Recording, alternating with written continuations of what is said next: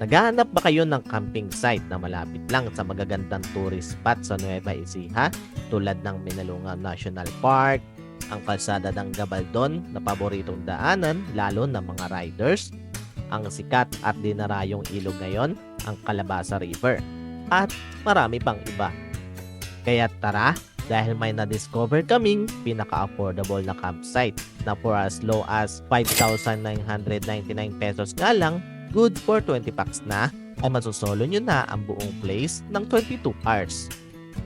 Tara sa Heaven Haven Campsite located at Cabanatuan City, Nueva Ecija. Searchable nga rin ang campsite na ito sa Waze and Google Map, kaya panigurado na hindi kayo maliligaw.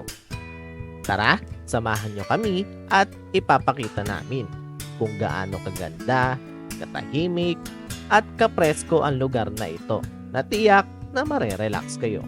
So welcome to Heaven Haven Campsite. Ang campsite na ito ay mayroong 5 couple kubo with fan, mayroon din 2 malaking kubo na naka-air condition, may mga extra tents na rin na magagamit, free wifi, free use of cooking utensils, may swimming pool, may mga cards and board games na magagamit, at may mini playground para sa mga kids. At para mas ma-enjoy nyo pa ang pagstay, ay pwede nyo ring i-rent ang kanilang video okay.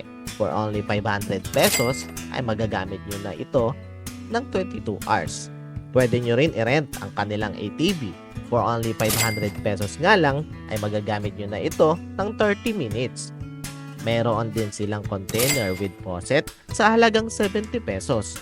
And 200 pesos naman kung gagamit kayo ng kanilang gas range. At para sa mas nakaka-relax na pagstay, habang nagkukwentuhan, ay pwede rin kayong mag-bonfire for only 300 pesos. So, paano?